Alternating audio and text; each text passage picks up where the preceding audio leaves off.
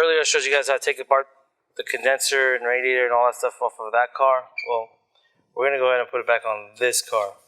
So, first thing first, more than likely, the condenser is going to be your best friend. I'm going to remove these guys so we don't get the contaminants in them. Okay.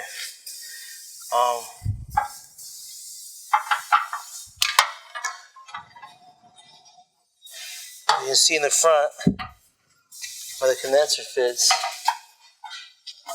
just like that. I like to put these guys in first, so then my condenser is fully in its place.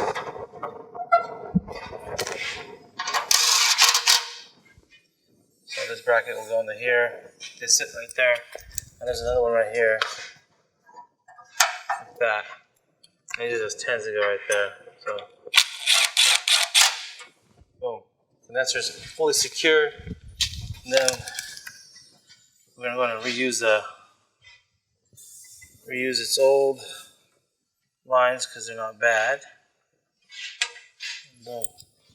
Put it in there. A little twisted, but not bad. Then we can obviously shape the contour of the lines as we want. See, they taped this up to keep it from contaminating, which is nice. The rubber seals, usually you should replace them on the cars when you break the seal on these AC lines. The car's so new and the thing looks just so soft, so we're just going to reuse it. Got this guy. Boom. That's your condenser install, guys.